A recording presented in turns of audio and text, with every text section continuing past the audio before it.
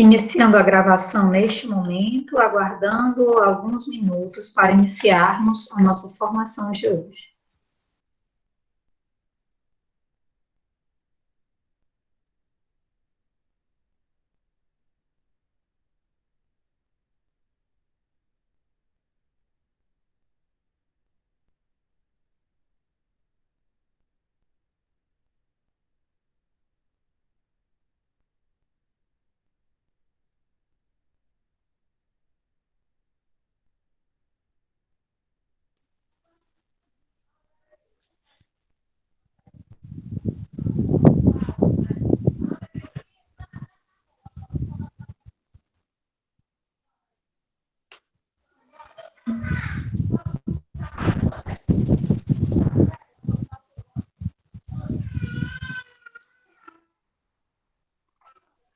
Bom, pessoal, boa noite. Boa noite a todos, a todas e a todes.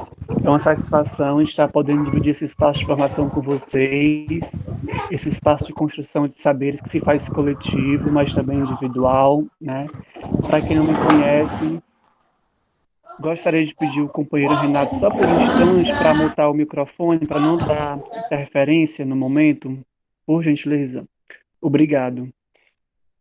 Para quem não me conhece, eu me chamo Arnóbio Júnior, sou estudante da licenciatura em Geografia do IFCE Campus Crateús e estou também, assim como a Vitória e a Sara, como participante desse grupo, né, desse projeto de formação.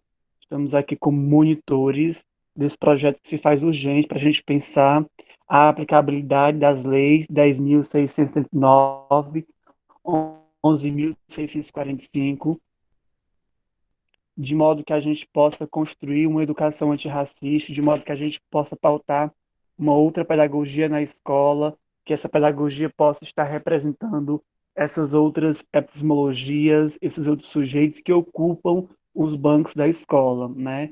A temática de hoje que a gente vai estudar está intitulada de Territórios Quilombolas no Ceará e em Crateús, o debate sobre as comunidades quilombolas que compõem o território cearense, suas lutas e resistências cotidianas, né, com destaque para a comunidade quilombola das Queimadas.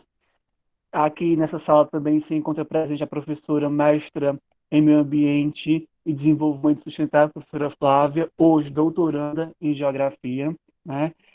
Quero já externar aqui minha alegria de estar participando com vocês nesse momento e espero que vocês sintam-se acolhidos para a gente começar o debate de hoje.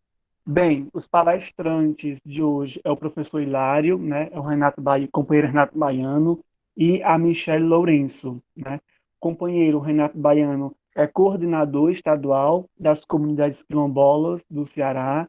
A Michelle Lourenço é a presidenta da Associação da Comunidade Quilombola das Queimadas em Crateús.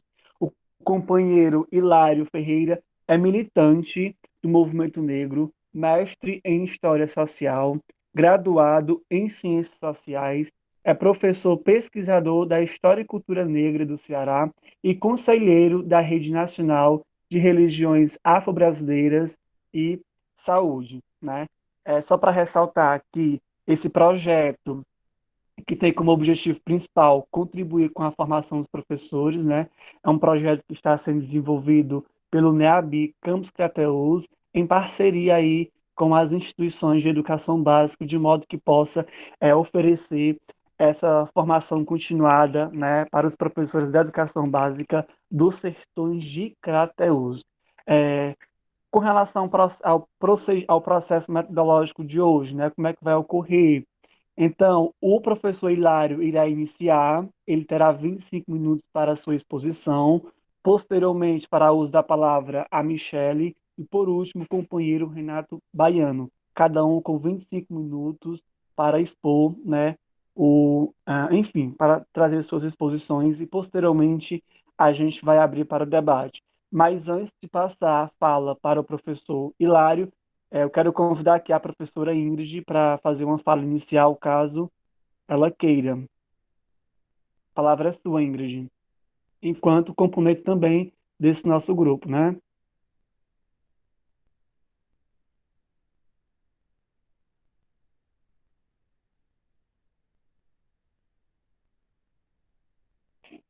Ingrid.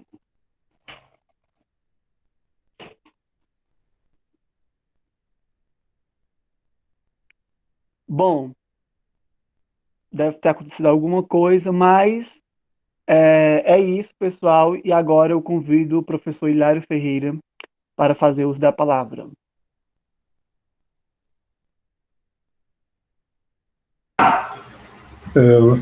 Boa noite a todas e todas. É um prazer estar aqui. Eu jamais poderia negar um pedido para estar num espaço desse. Mandar um abraço para o Renato. E acabei de ver uma irmãzona minha que apareceu aqui, que é a Toninha. Quando eu tive em Crateús, adorei muito, né? Uma vez que me chamaram para estar aí, fazendo justamente o que a gente está fazendo agora, que seria uma formação para professores. Eu penso que, quando me convidaram para esse momento, eu pensei muito em como eu poderia contribuir. E sugeri que a minha contribuição, que eu penso que a fala das pessoas ligadas às comunidades e aos quilombos são mais importantes, eu penso que a minha contribuição ela vai ser dada a partir de uma perspectiva do racismo estrutural, tendo como viés que a gente pode chamar de epistemicídio na produção histórica do conhecimento, né, dos negros no Ceará. Tá? Então, eu vou fazer a minha fala a partir dessa perspectiva, e eu vou começar tratando, como eu desenvolvo pesquisas sobre negros no Ceará. Eu lembro uma vez, eu pesquisando no Google, né, sobre essa Toinha aí, minha rainha. Né? Boa noite, meu rei. Boa noite, minha rainha arretada. Seja bem-vindo. Grato. Então, uma vez eu pesquisando, né, no Google, vasculhando algumas histórias, documentos, me deparei com um jornal, na verdade uma notícia de um jornal, em que tratava justamente sobre o quilombo de Queimadas, no qual a pessoa que escreveu o jornal utilizava do argumento ideológico de que não tem negros no Ceará, né? E aí o argumento era de que, eu acho que eu estou falando de algo que vocês já devem saber, né? Já que não tem negros no Ceará, e aí essa pessoa argumentava que não tem negros em Crateús, né? E, portanto, se não tem negros em Crateús, a negrada que estava em Queimadas, né? Não seria cearense, seria gente de fora. E esse era um discurso construído por alguém que estava interessado nas terras do quilombo, né? Então, isso me chamou muito a atenção, e a partir desse dado que eu tive acesso, né, que eu estou procurando, se alguém tiver, por favor, esse jornal ainda, né, essa matéria, se puder mandar para mim, eu ficaria muito grato, que eu acho que eu perdi, faz tempo que eu vi isso. E aí eu utilizo muito isso para argumentar que o discurso de que não existe negro no Ceará, ele tem uma materialidade, uma função, né? Além da função ideológica de nos negar, tem uma função também política e econômica, né? Materializada na posse dessas terras. Então, é preciso que a gente esteja sempre atento num elemento importante utilizado por essa matéria, que é o resgate histórico. Na medida que a gente não faz esse resgate histórico, a gente está contribuindo para a permanência da invisibilidade e o fortalecimento de um discurso como esse. Então, dito isso, semana passada eu elaborei um curso, que esse curso foi foi online sobre história dos negros no Ceará, né? História, resistência. E a gente abordou justamente essa temática, porque eu penso que nós temos um compromisso político com isso. Então, partindo desse princípio, o que a gente conversou nesse curso, né? Primeiramente, a gente tratou de definir o que seria o racismo estrutural. Se alguma pessoa souber, eu só vou apenas repetir para ajudar na compreensão, né? O racismo estrutural é nada mais, nada menos do que o que a gente pode dizer, a organização, né, de um conjunto de práticas, seja sociais, culturais, institucionais, interpessoais, né, vamos dizer, elaboradas e desenvolvidas para beneficiar um determinado grupo racial. No caso aqui, os brancos. Em detrimento, né, de outros grupos, no caso, especificamente do Ceará, os povos indígenas e os povos descendentes de africanos. Dito isso, a gente vai puxar agora para a questão que a gente está abordando, que é o epistemicídio, que é, ou seja, a morte do conhecimento, o silêncio do conhecimento, o processo de visibilidade sobre a nossa cultura. Tá? E aí, a gente tem como uma instituição que é uma grande, que foi e ainda é uma grande propagadora desse objetivo, né? Que a gente vai dar um nome para essa política, para essa elaboração dessa prática de valorização, né, institucional, cultural, social, né,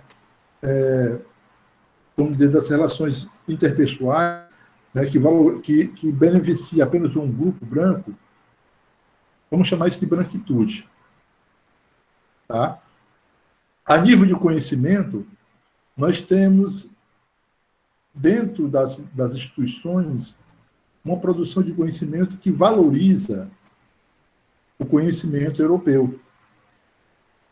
E uma dessas instituições que foi criada no século XIX é chamada de Instituto Histórico, Antropológico, Geográfico, né, do Brasil. Tá? Dom Pedro II cria esse Instituto Histórico com o objetivo de se criar uma história do Brasil. As pessoas, os estudiosos que vão fazer parte desse instituto, todos eles, né, são estudiosos que são movidos nas suas pesquisas por teorias vindas da Europa, né, que já na Europa essas teorias elas estavam sendo questionadas, mas aqui, né, elas são escolhidas a dedo porque há um objetivo político, tá, que é o embranquecimento da sociedade.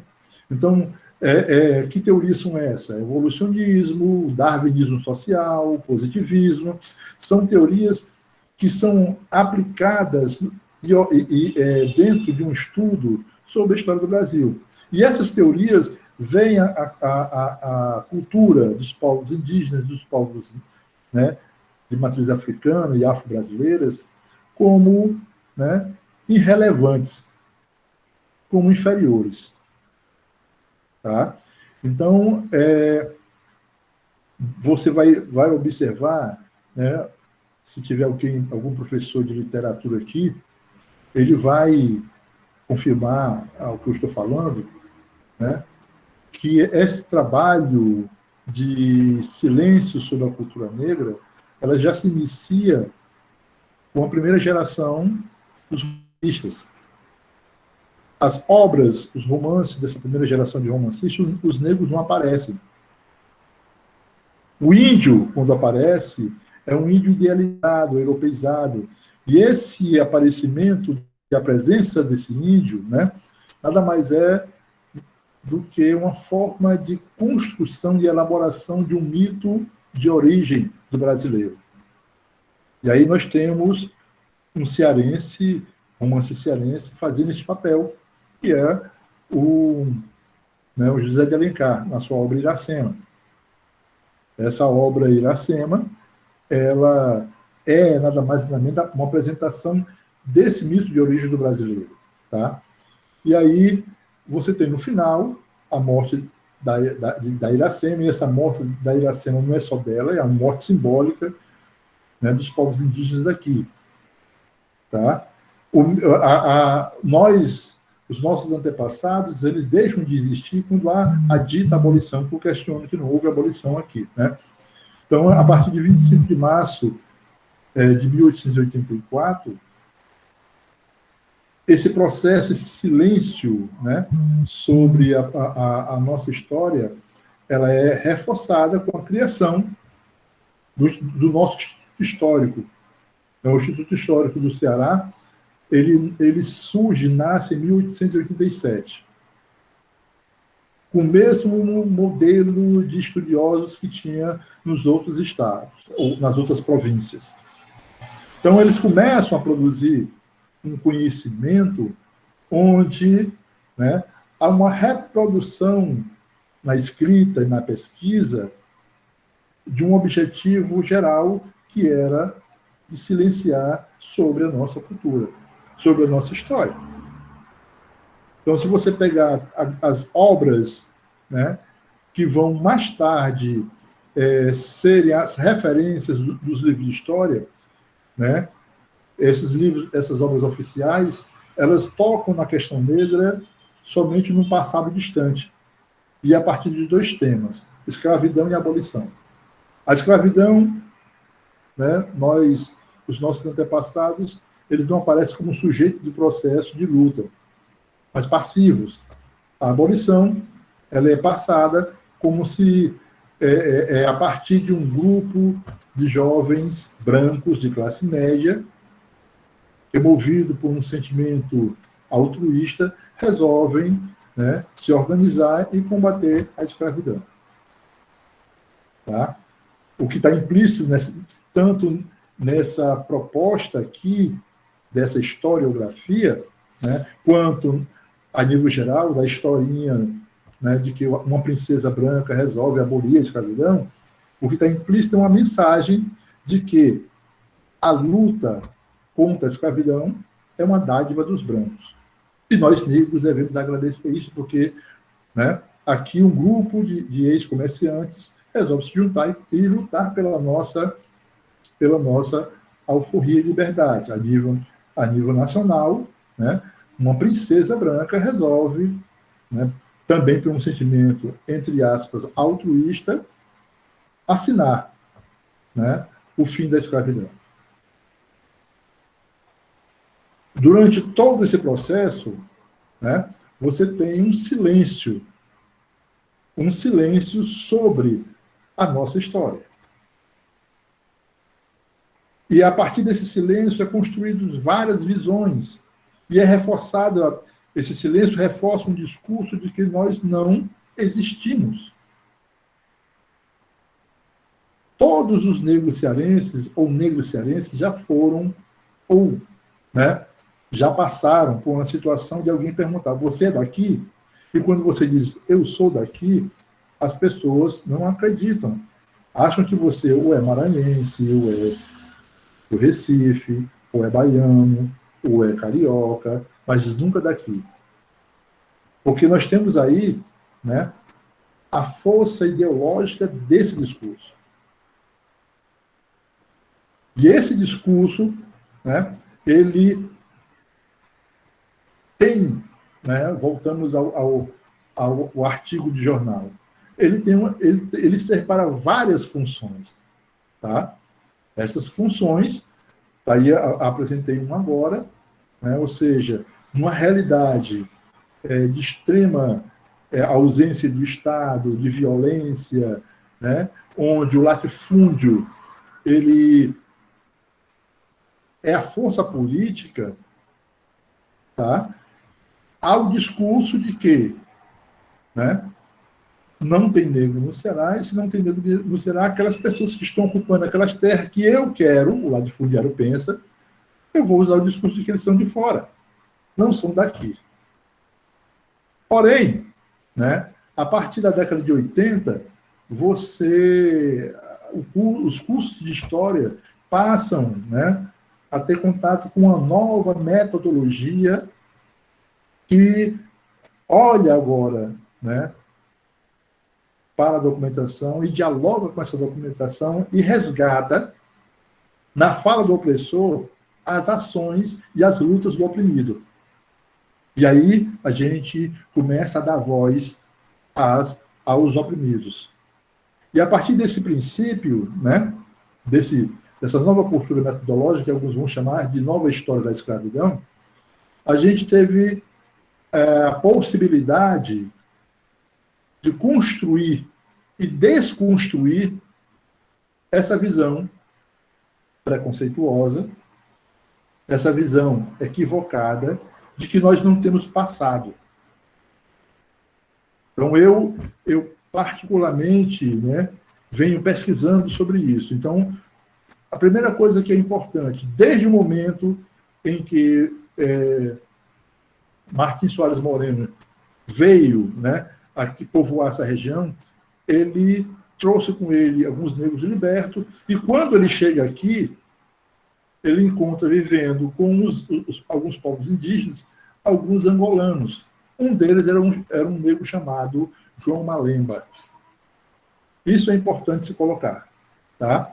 E no processo do povoamento, né, porque vocês sabem que o povoamento do Ceará ele foi tardiamente, final do século XVIII, final do século XVIII, né, século XVII, início do século XVIII, você tem esse processo, ao contrário do que as outras províncias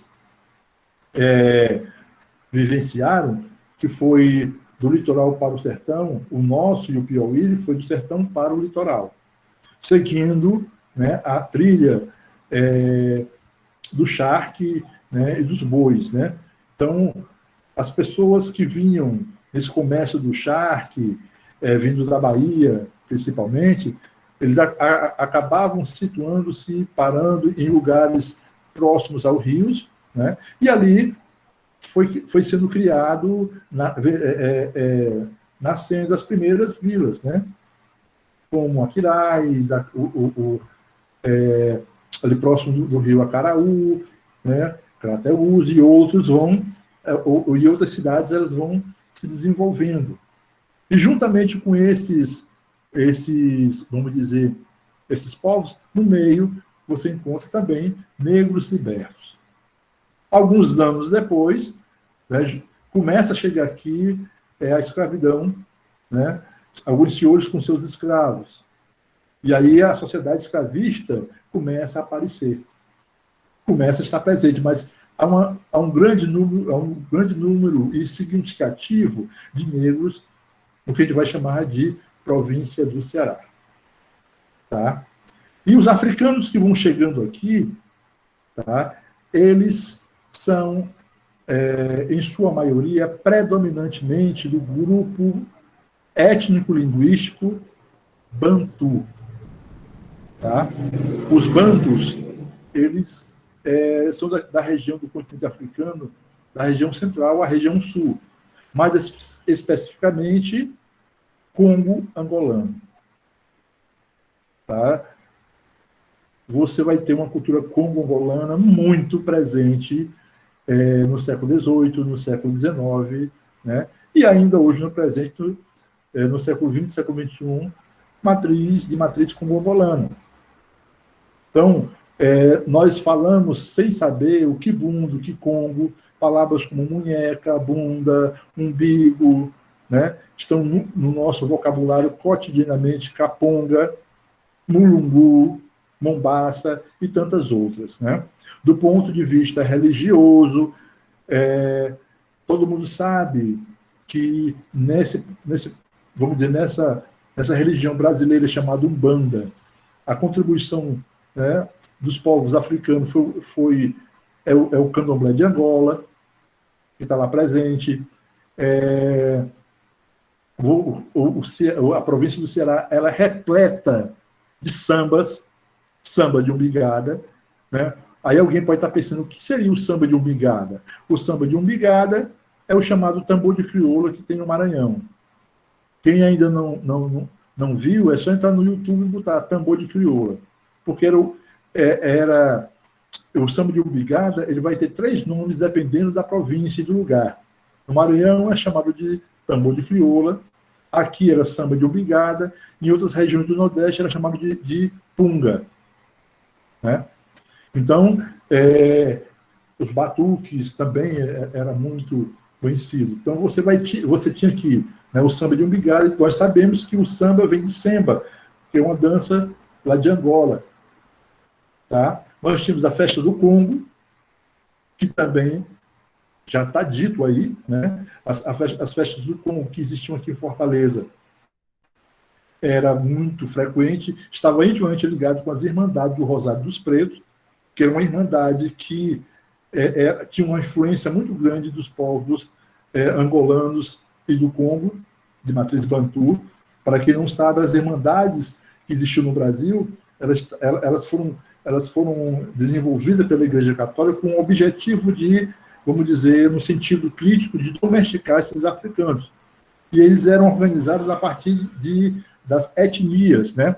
Como a da Boa Morte, lá em Salvador, lá em Cachoeira, né? Você tem uma referência muito grande com os povos jejes, que vieram do reino da Daomé, que hoje é o Benin. Tá? Então, e a Boa Morte tem uma ligação com o Nanã. A Nanã, dentro do candomblé jeje, né, está ligado com a morte. É ela a grande responsável.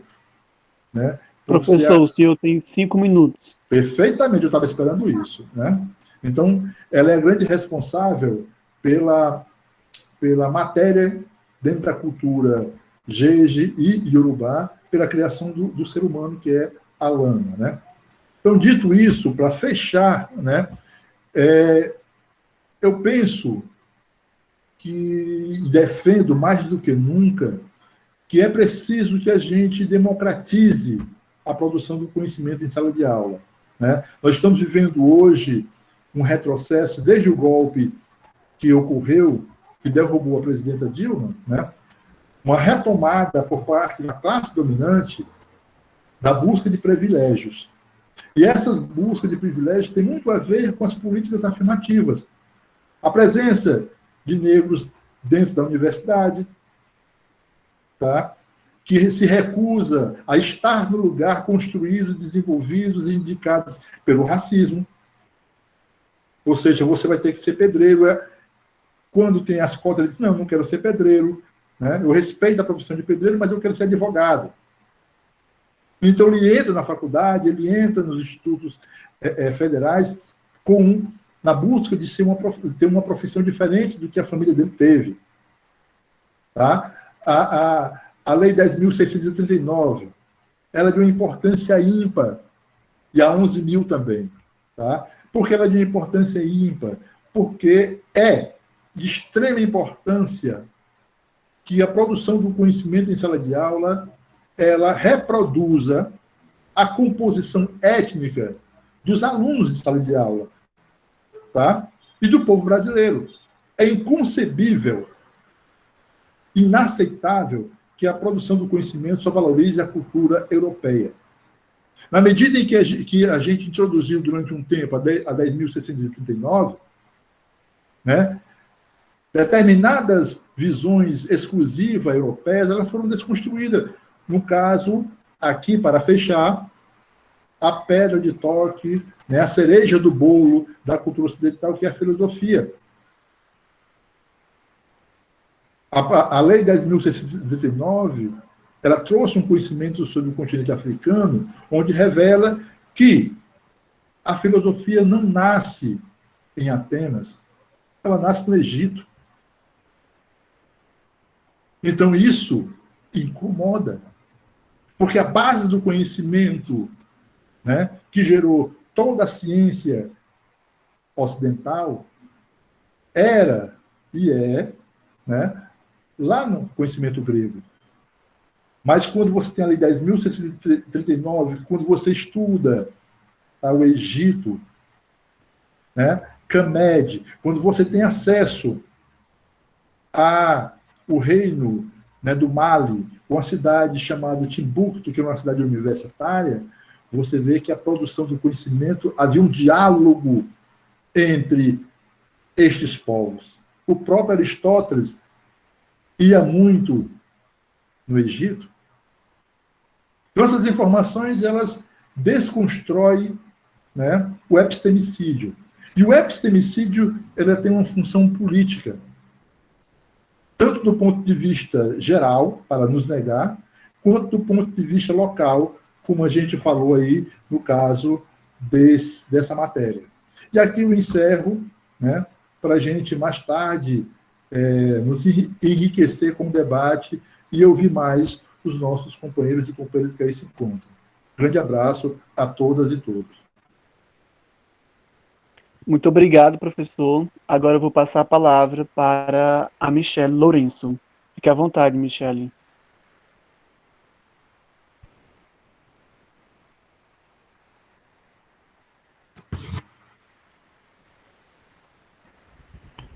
Olá, boa noite. Boa noite. Dando certo, tá ouvindo?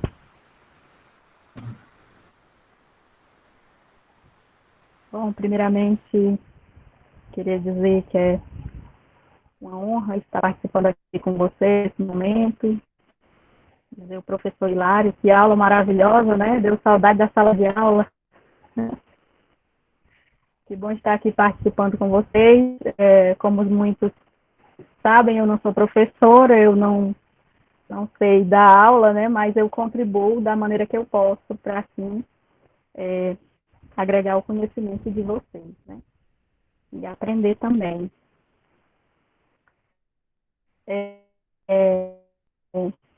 O professor falou sobre a questão dos jornais, que saiu a reportagem, das queimadas, né? Não é isso?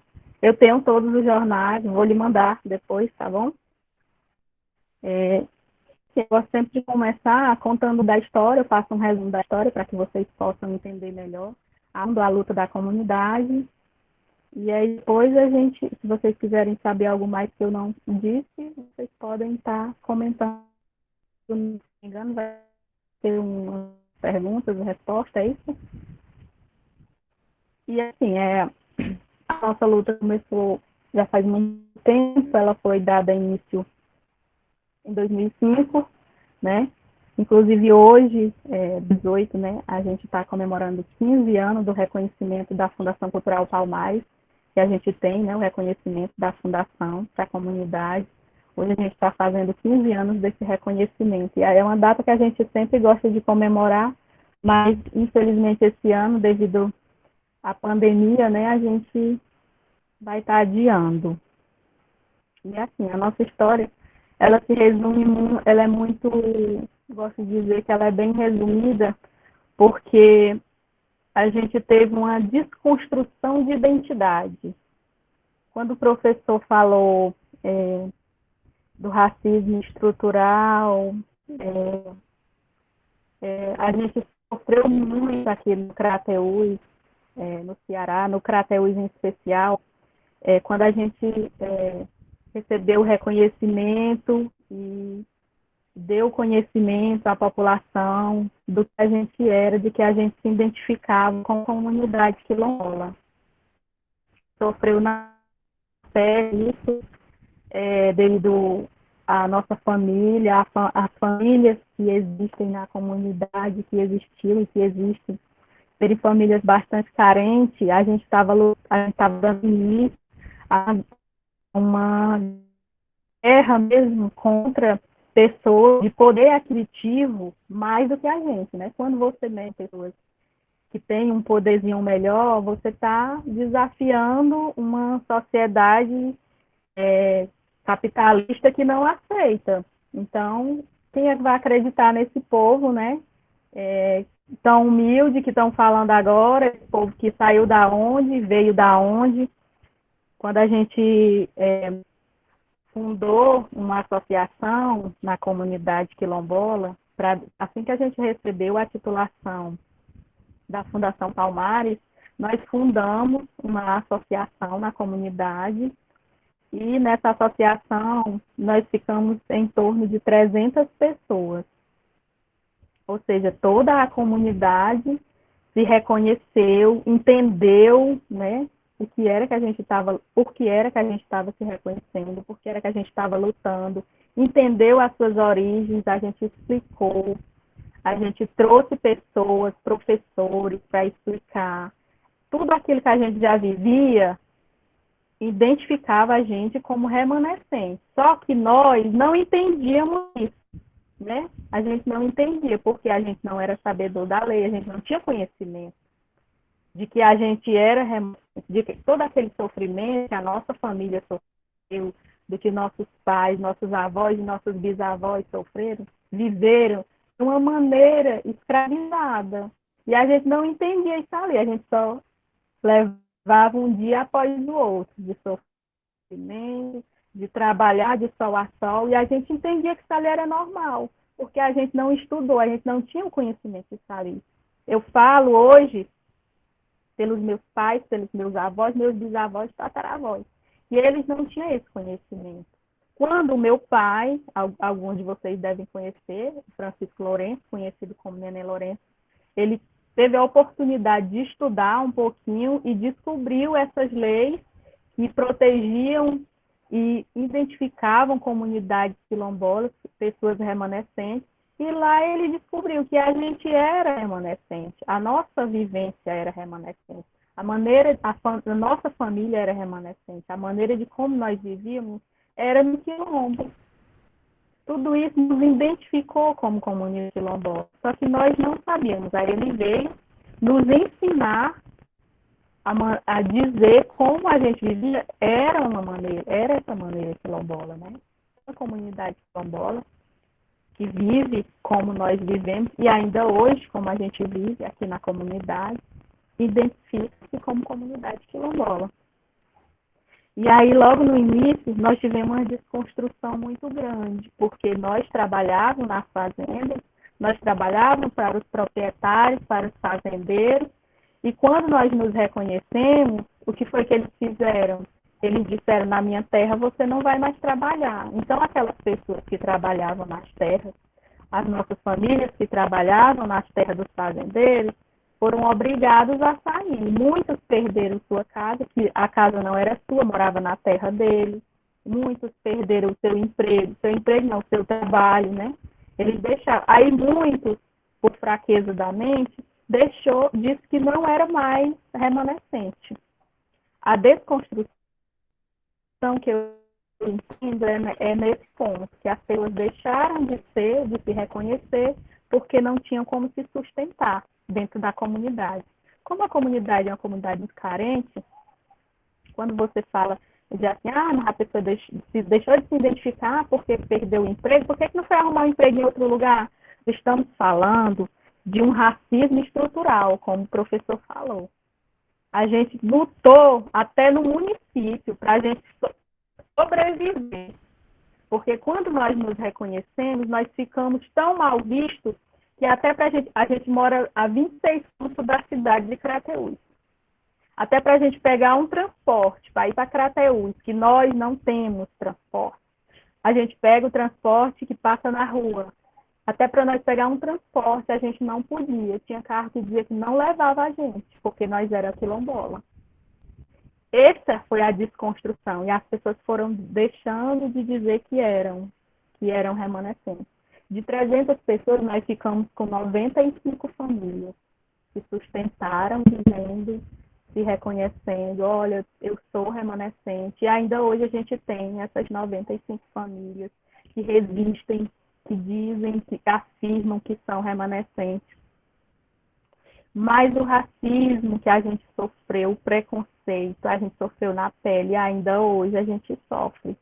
Toda vez que a gente fala, a gente se emociona, porque foi um momento muito difícil para todos nós da comunidade. E falar desse racismo, para a gente, dói, porque A gente é igual, todo ser humano é igual. Só que nós ficamos diferentes porque nós queríamos os nossos direitos.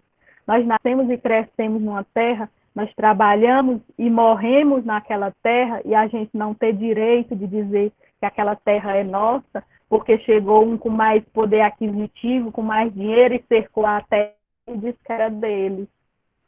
Nós vivemos aqui nessa terra desde quando ela não tinha uma cerca, desde quando não tinha nenhum documento. A nossa família já existia aqui.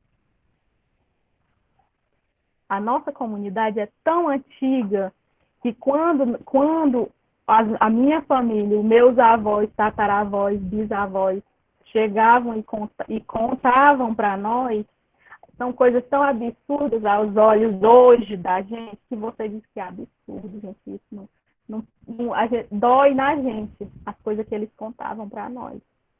Ainda hoje dói, porque são coisas tão absurdas que hoje, se você for fazer uma coisa dessa, você pode colocar um na cadeia a qualquer momento. Mas aquilo é uma coisa tão distante para eles que hoje conta um absurdo. Quando a gente começa a falar as coisas que realmente aconteceram na comunidade, a gente, isso lá aconteceu, isso é mentira. Mas é verdade, a gente conta, tem muitas pessoas ainda que são vivas, que viveram, que sofreram muito nessa época e que resiste até hoje. Graças a Deus, a gente encontrou uma maneira de sobreviver esse racismo, esse preconceito estrutural que existe, não é só aqui no Crateús, existe no Ceará todo, existe no Brasil, que eu não sei o que é que acontece com o Brasil, que o Brasil todinho é assim, é mestiço, é quilombola, é índio, é remanescente, é africano, e as pessoas virem e quererem ficar com preconceito. Isso não existe, pessoal. A gente tem que se conscientizar que a gente tem sangue de todo tipo na gente, de todos esses tipos. E nós encontramos uma maneira de resistir, foi por muito tempo se calando.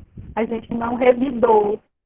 Muitas pancadas nós recebemos e a gente não revidou.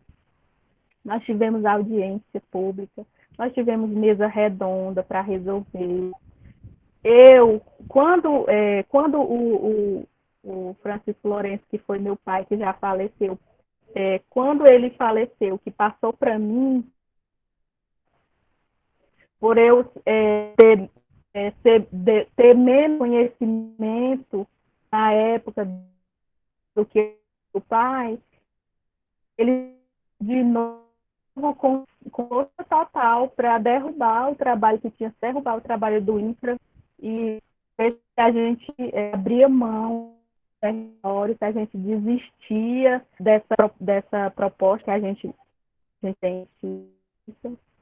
E eu não abri mão disso. A gente sofreu muito por eu não conhecer muito, mas uma mesa redonda, uma audiência pública que teve, eu vi alguns de vocês, oportunidade de participar e aprender e ver a desigualdade tamanha do que foi feito com a comunidade quilombola, porque nós sofremos muito com essas audiências, essas mesas redondas. A gente ficou o alvo para que as pessoas tomassem conta e dissessem o que quisesse com a gente. A gente foi ameaçado, teve muita gente que perdeu a casa, a casa não era sua, mas que morava há muitos anos na casa, se obrigou a sair de sua casa. Teve pessoas que foram morar em Crateús, teve outras pessoas que, como a gente faz divisa com o Piauí, foram morar no Piauí por conta de que receberam ameaças de seus patrões. Tudo isso a gente passou.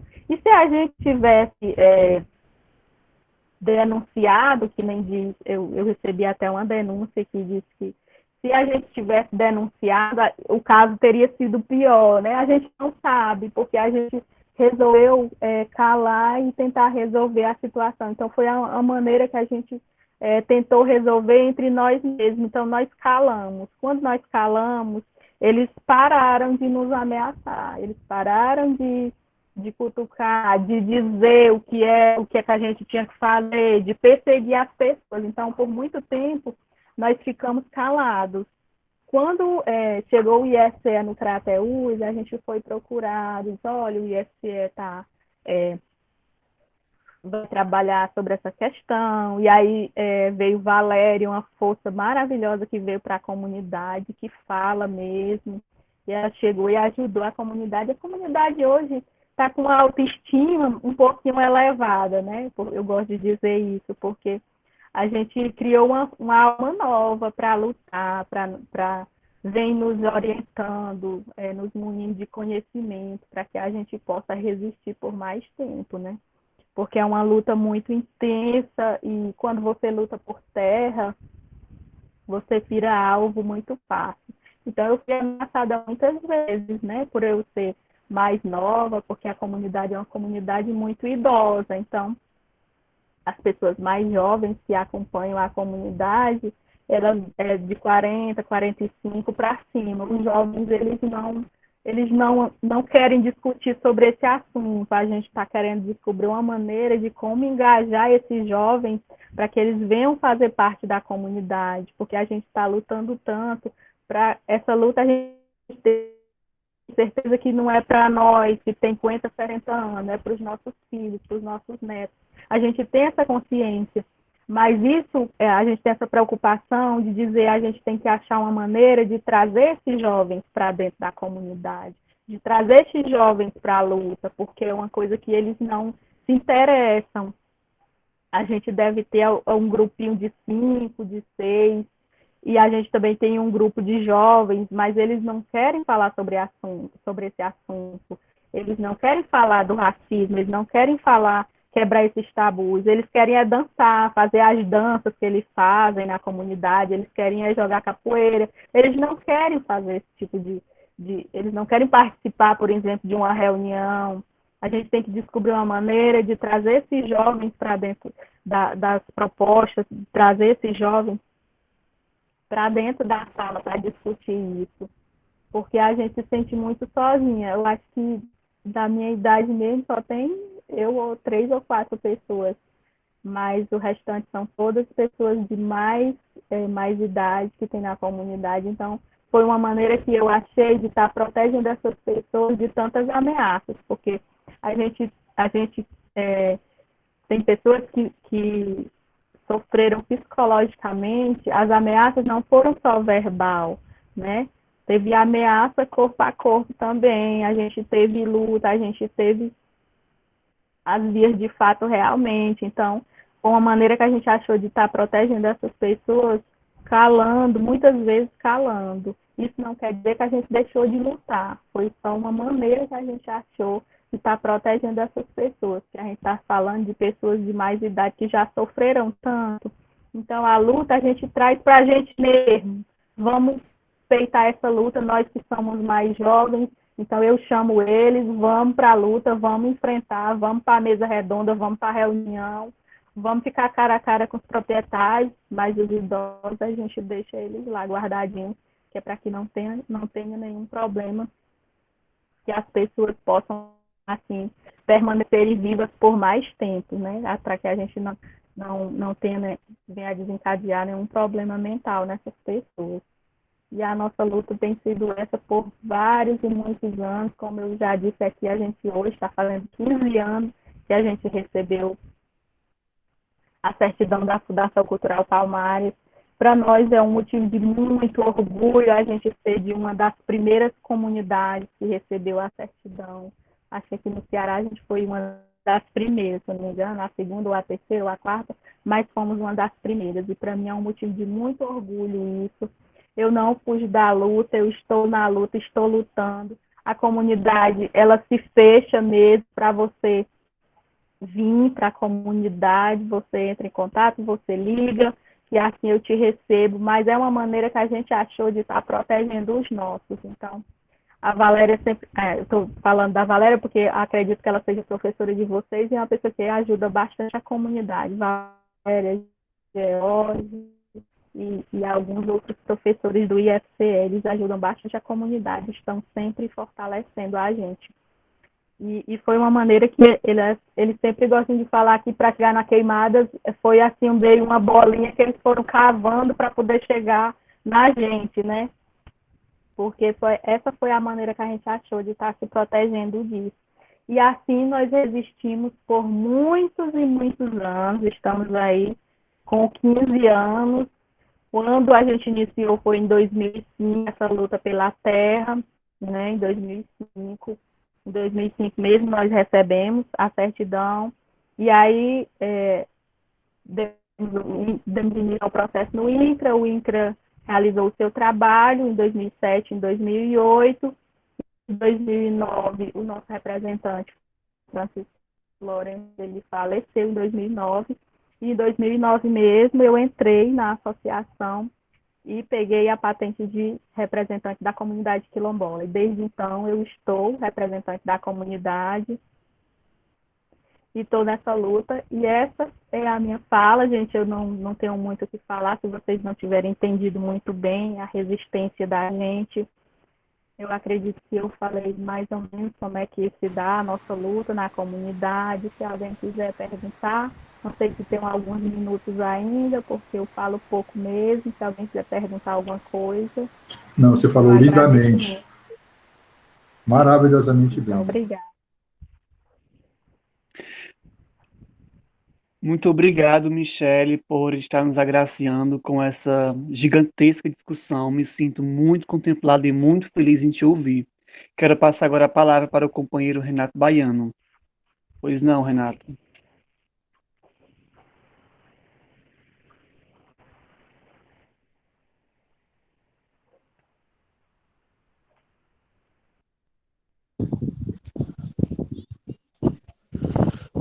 Ok, boa noite.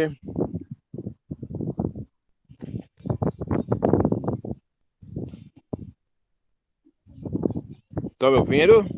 Boa noite, Renato. Pode prosseguir. Estamos ouvindo. Boa noite, Renato. Então, eu sou o Renato Baiano, estou coordenador estadual da SEQUICE, que é a Comissão Estadual dos Quilombolas Rurais do Estado do Ceará. Essa organização que congrega o conjunto das comunidades aqui no estado do Ceará, né? O professor Hilário já deu uma aula sobre o racismo aqui no estado do Ceará. A Michele colocou a situação específica da comunidade lá de Queimadas, né? E Michele, a sua comunidade foi a terceira a ser certificada aqui no estado do Ceará. A primeira foi Conceição dos Caetanos, lá no Tururu, e a segunda foi a comunidade de Souza, que é o mesmo sítio Vassourinha, lá no município de Porteira, na região do Cariri, e vocês foram a terceira. Né? Eu vou me deter a colocar um pouco sobre a história do movimento quilombola aqui no estado do Ceará. Né? Quando nós começamos a organizar o movimento quilombola aqui no estado do Ceará. Nós iniciamos em 2005, a trajetória de organização dos povos e comunidades quilombolas aqui no Ceará. Até então, existia algumas comunidades que estavam se auto-identificando como remanescente de quilombo, mas, porém, não existia uma organização de representatividade desse povo. E foi em 2005 que nós iniciamos o processo organizativo das comunidades quilombolas aqui no estado do Ceará. Iniciamos com 3 comunidades em 2005, onde nessa época, nós criamos a Comissão Estadual dos Quilombolas Rurais do Estado do Ceará, a SEQUICE, com 8.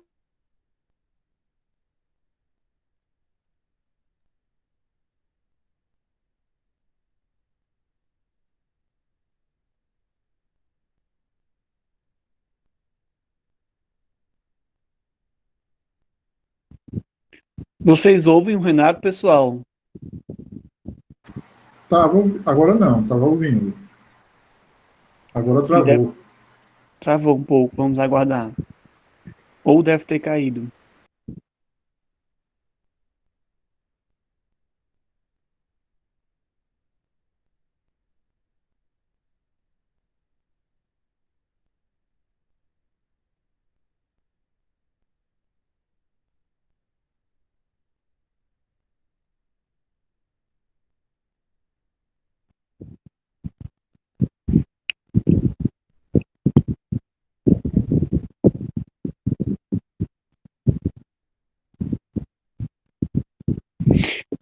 Eu penso que o companheiro Renato Baiano, pronto, ele saiu, vai retornar.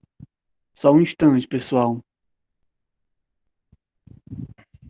Retornou. Ok, deu uma queda aqui na internet aqui. A internet Tranquilo. daqui cai de vez em quando. Então, em 2005, como eu estava falando, a gente começou a organização do movimento aqui no estado do Ceará.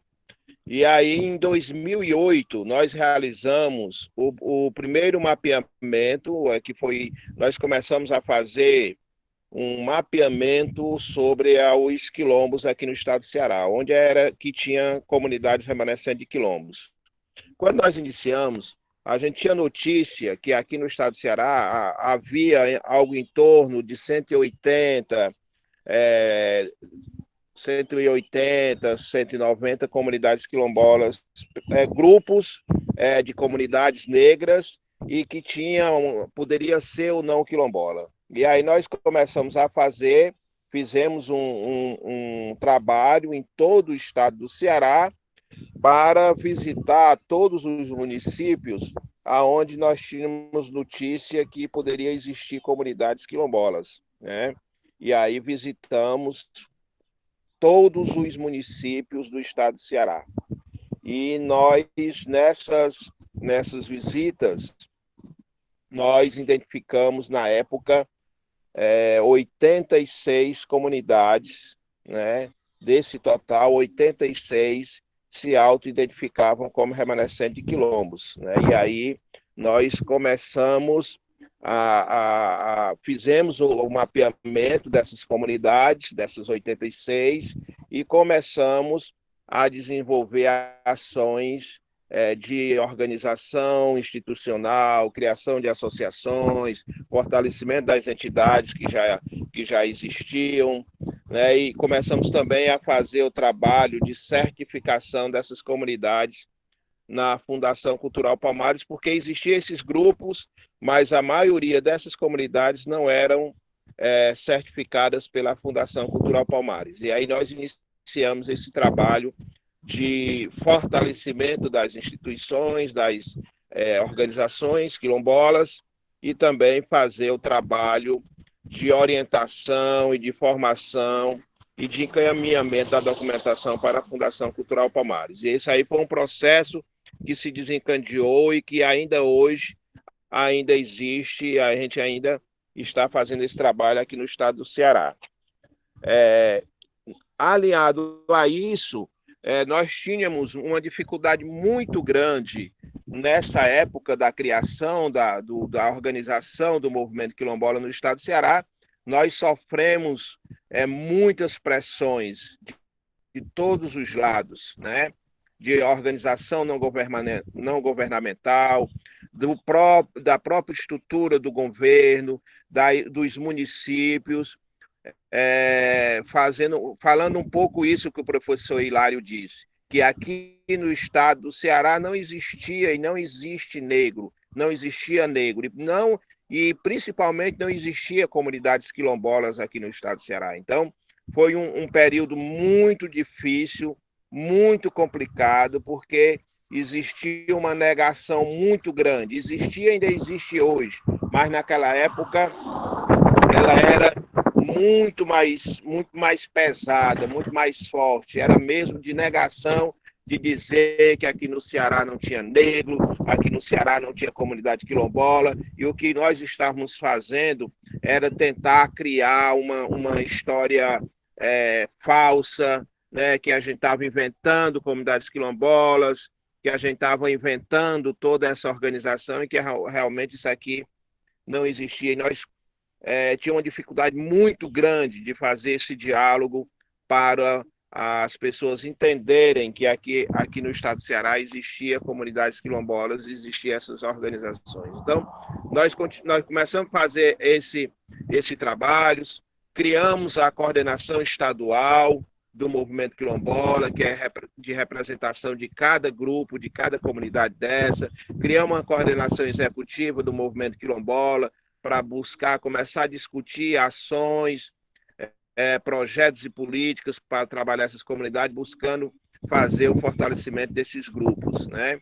E aí nós passamos até 2012, nesse trabalho de identificação, de articulação, de fortalecimento das instituições e das entidades quilombolas, das associações, e em 2012 nós começamos a ter os primeiros projetos específico para a comunidade quilombola, que nós intitulamos como Projeto Zumbi, né, que até hoje ainda existem esses projetos nos quilombos aqui no estado do Ceará. E nós iniciamos com os 5 primeiros projetos zumbis, que seriam projetos pilotos.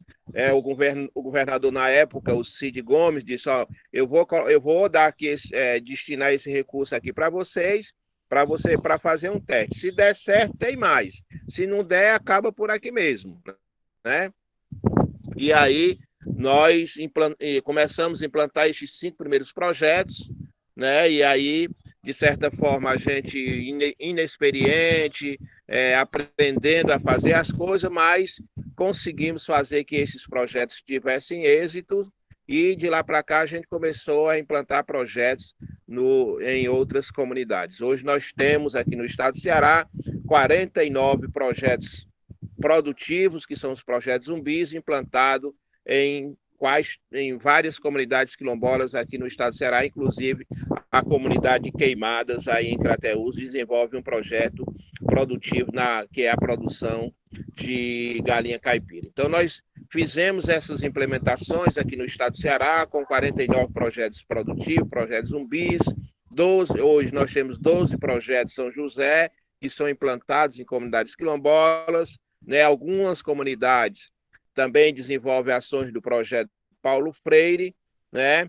Que estão em processo de desenvolvimento do fortalecimento da produção e da melhoria da qualidade de vida do nosso povo aqui no estado do Ceará. Paralelo a isso, nós começamos a trabalhar o processo de regularização dos territórios quilombolas aqui no estado do Ceará. Para vocês terem uma noção, aonde existe comunidades quilombolas no Brasil, o estado do Ceará é o único estado que não tem nenhum território quilombola titulado, né, definitivo. Existe 28 processos de solicitação de regularização dos territórios quilombolas, que são através do INCRA. Nós temos 28 processos lá dentro. Desses 28, nós temos 2 processos que estão mais avançados, que é o caso aqui do meu território, aqui no Encantados de Bom Jardim, Lagoa das Pedras, no município de Tamboril, e o território do sítio Arruda, que fica lá no Araripe. São os 2 territórios que já estão mais avançados, mas nenhum dos 2 ainda com título definitivo. Existe 8 processos que estão com decretos e outros 12 que estão com portarias. E outros ainda estão em fase inicial, né? Porque e também existiu alguns processos que as comunidades desistiram, né? Vários comunidades aqui no estado do Ceará, algumas comunidades desistiram dos processos de titulação, porque, como a Michele colocou na sua fala, né, e é um processo bem lento, né, para vocês terem uma ideia, o nosso processo aqui do Bom Jardim, ele começou em 2008, nós já estamos em 2020, né, e ainda não terminou, ainda está em processo. O da Michele, o das Queimadas, é um dos mais antigos aqui no estado do Ceará, que já tem mais de 20 anos e ainda está longe de ser encerrado. Então, são processos bem lentos, né? O processo de regularização dos territórios quilombolas ele é bem lento e faz com que as famílias desistam ao longo desse trabalho, né? Fora isso, essa questão da demora, da burocracia existente, as pressões que acontecem por parte das pessoas que se dizem os donos da terra, eles são muito pesados, né? Muitas ameaças, muitas situações que são colocadas, inclusive de quer comprar a dignidade da pessoa, chegar lá e dizer que vou lhe dar tanto para você desistir do processo, para que você desista de não ser mais quilombola. O caso que aconteceu aí nas Queimadas, que eram 300 famílias, hoje tem 95, muitas saíram em função dessas pressões, dessas perseguições que existem ao longo desse desenrolar dos trabalhos e da morosidade que acontecem no processo de regularização dos territórios quilombolas. Então, nós temos hoje 28 processos,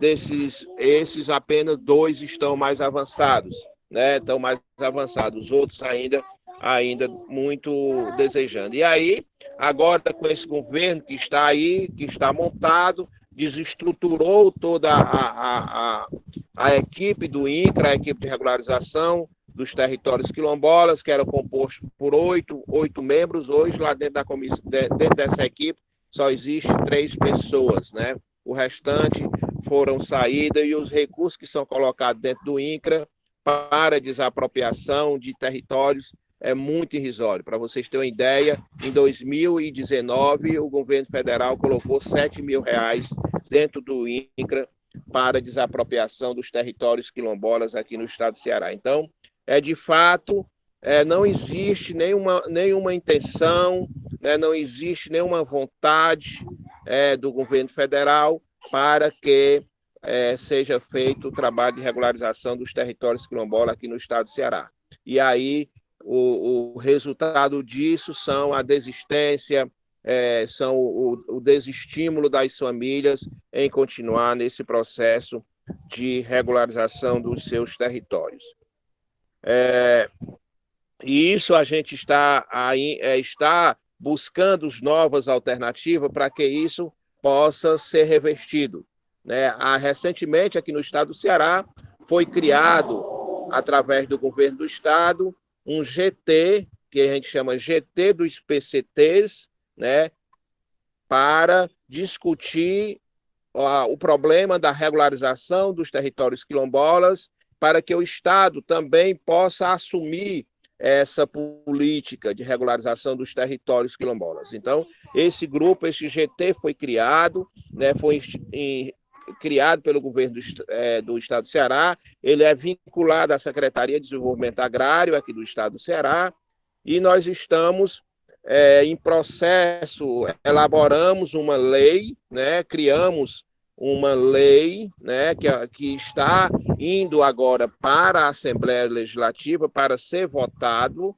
autorizando que o governo do estado do Ceará, e o Camilo está muito sensível com relação a isso, autorizando que o governo possa também contribuir com essa política de regularização dos territórios, não só quilombolas, mas dos povos e comunidades tradicionais, que entram pescadores, índios, entram povos de terreiro e outros povos e comunidades tradicionais. Então, essa lei está indo para a Assembleia, né, ainda esse mês, né, e a gente acredita que precisamos fazer uma articulação com os deputados para que aprovem essa lei, e ligado a isso nós estamos construindo uma forma de decreto para que o próprio Estado possa também fazer esse trabalho de regularização dos territórios dos povos e comunidades tradicionais,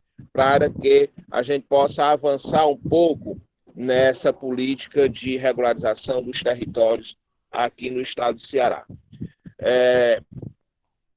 Na linha da educação, nós temos muitas dificuldades aqui no estado com relação à questão da educação das nossas comunidades, tendo em vista que a educação das comunidades quilombolas, ela é responsabilidade dos municípios. E a gente sabe que a maioria dos municípios, eles não desenvolvem ações para a melhoria da educação e principalmente da aplicação da Lei 10.639. Então, nós temos uma dificuldade muito grande, né, para que isso seja colocado em prática aqui no estado do Ceará. E aí nós existe a nível de estado, uma comissão interinstitucional de educação escolar quilombola, que ela é formada por 23 lideranças quilombolas e 23 pessoas de ONGs, de faculdades, de instituições, do governo, de várias entidades que discutem a educação escolar quilombola aqui no estado do Ceará. Nós já fizemos 7 oficinas técnicas de discussão sobre a questão da educação escolar quilombola e ano passado nós trabalhamos um documento orientador para os projetos políticos pedagógicos das escolas quilombolas. Né? Esse projeto, esse documento orientador, ele está pronto, né? E agora, nesse final do mês, agora, esse mês ainda, ele será entregue às CREDs, às SMEs e às instituições que trabalham com educação, aonde ofertam educação para quilombola, para terem esse conhecimento e terem esse documento, que é um documento orientador para os projetos políticos pedagógicos das escolas, onde tem comunidades quilombolas, né, que tem a escola dentro dos territórios,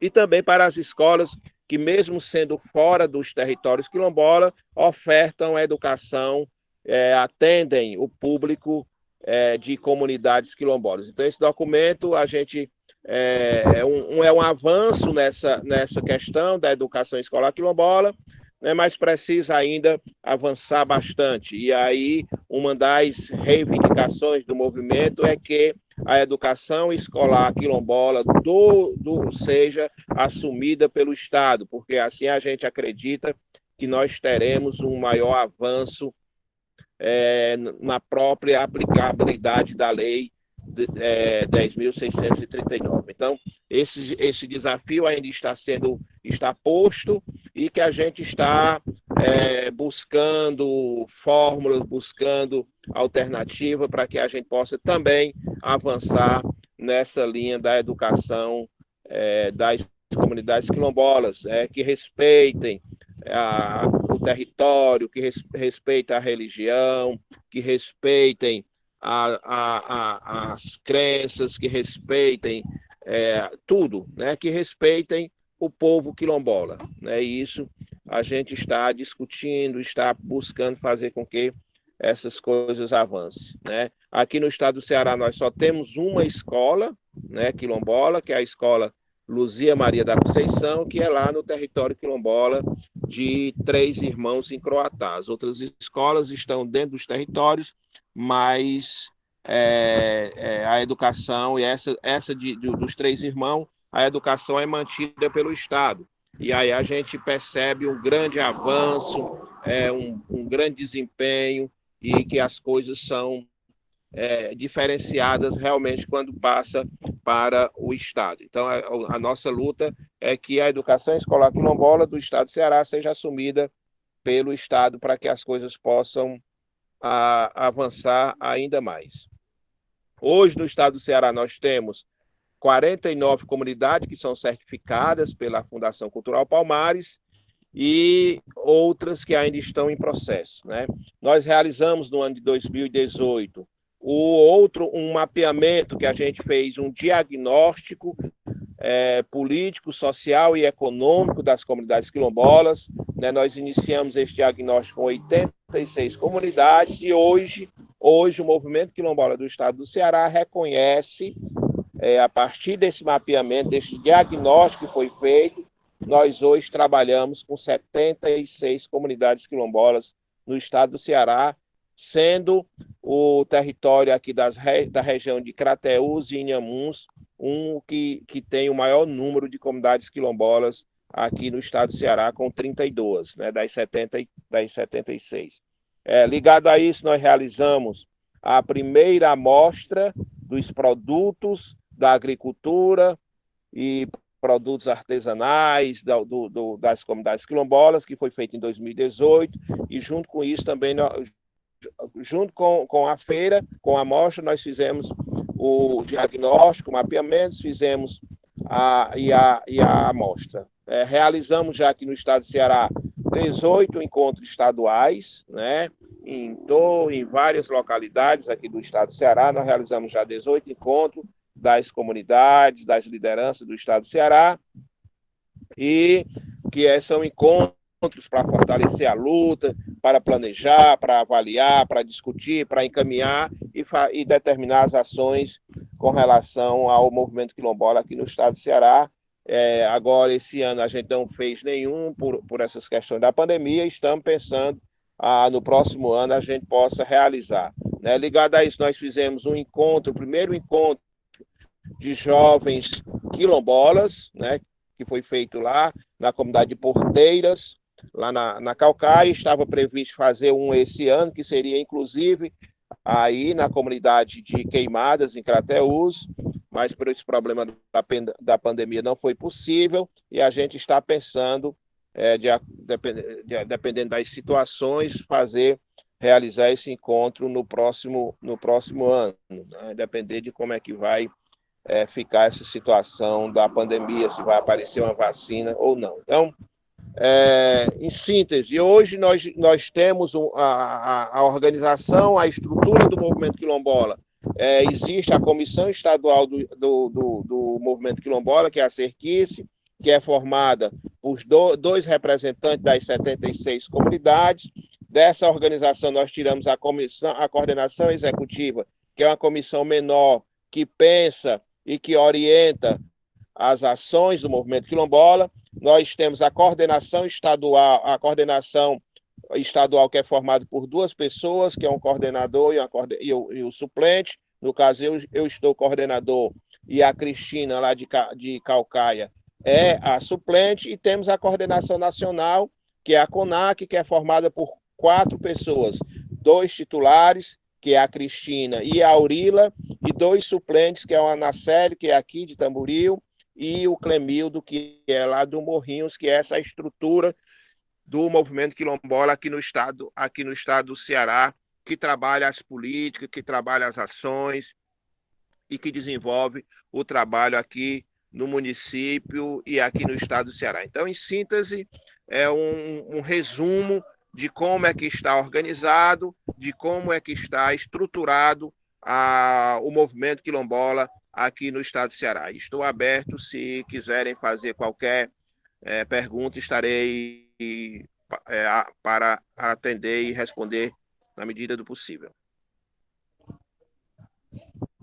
Muito obrigado, companheiro Renato Baiano. Agora a gente vai abrir para o debate, mas antes de abrir aqui o debate, abrir o espaço para as pessoas se pronunciar, se colocar, eu quero fazer algumas observações, né, alguns comentários aqui no PV, aqui no chat, aliás.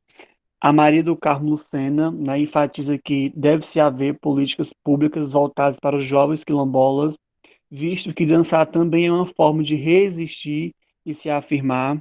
Ela fala também que a FUNA e a SEDUC são fortes no fortalecimento dos povos indígenas, mas os povos quilombolas têm que estar, né, tem que ter essa assistência e fortalecimento. A Ingrid Quilombola fala que em Pernambuco a educação escolar quilombola ainda vive invisibilizada.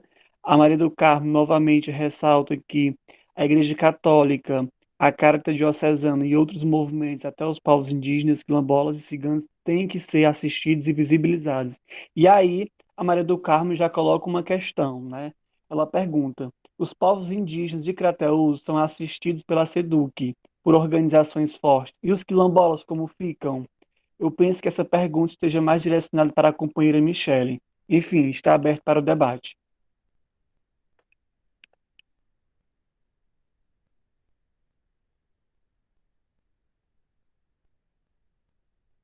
Pessoal, fiquem à vontade para fazer alguma colocação ou lançar alguma pergunta para os participantes desta noite, tá bem?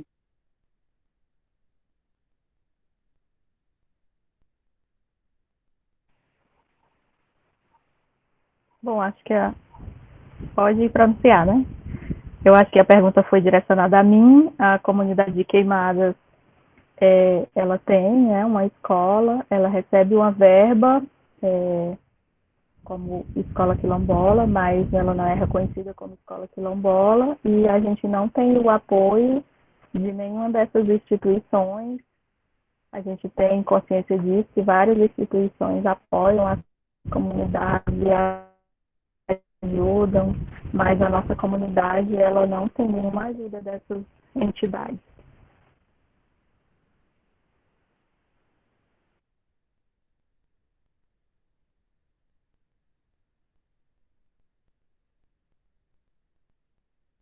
Bom, temos mais uma pergunta aqui no chat da professora Carla. Pergunta para o Renato. Como acontece a articulação entre as comunidades quilombolas e o poder público na oferta da educação quilombola, especificamente na área municipal, tendo em vista nessa esfera as relações de apadrinhamento e favorecimentos se fazem presentes, muitas vezes impossibilitando uma ação pedagógica democrática de valorização das histórias, culturas e identidades.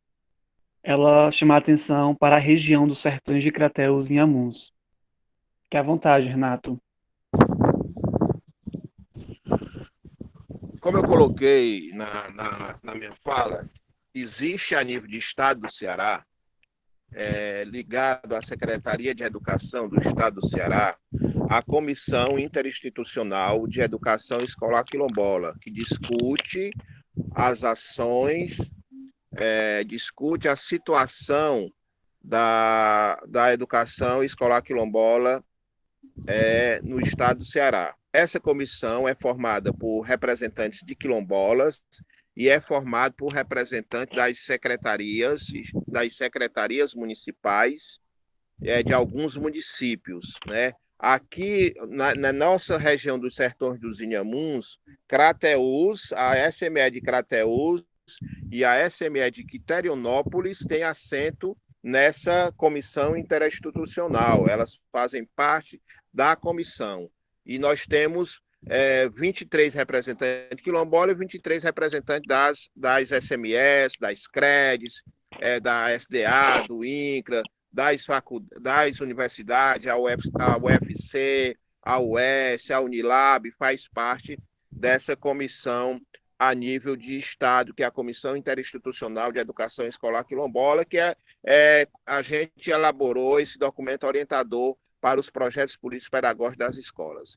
Quando desce para os municípios, é como a Michelle colocou, quando desce para as SMEs, para os municípios, a coisa muda de figura totalmente.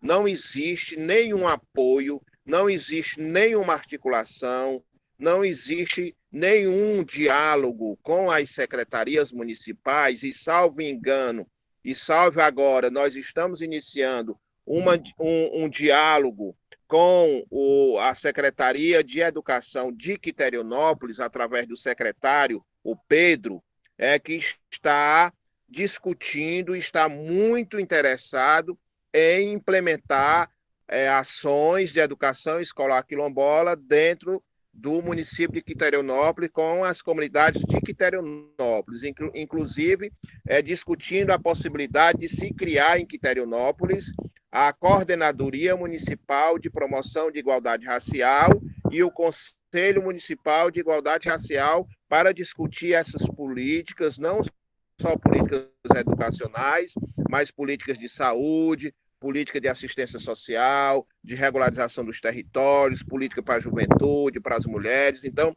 o município de Quiterianópolis, através do secretário Pedro, nós estamos, desde o ano passado, fazendo essa discussão nesse sentido. Os demais municípios aqui da região, dos sertões dos Inhamuns e dos sertões de Crateús, nós não temos nenhuma abertura, nós não temos nenhum diálogo ainda sobre essa articulação. Nós já procuramos, mas quando eles vão para as oficinas técnicas lá em Fortaleza, né, todos os secretários, quando chegam lá, às mil maravilhas, estão dispostos, querem implementar, querem discutir, estão querendo dar abertura, mas quando chega no município, que a gente vai procurar, a realidade é outra, né? As coisas se fecham. E aí nós estamos buscando, né? Estamos buscando para que esses diálogos, essas conversas sejam feitas para que a gente possa avançar no sentido de buscar uma melhoria com relação à questão da educação escolar quilombola aqui no Ceará. Mas é uma questão muito difícil, ainda está longe ainda de que a gente possa, de fato, ter essas articulações, elas serem concretizadas ainda. Muito obrigado, companheiro. Pessoal, fiquem à vontade para fazer alguma colocação. Professor Hilário, se você quiser fazer alguma colocação, pode ficar à vontade, tá bem? Ok.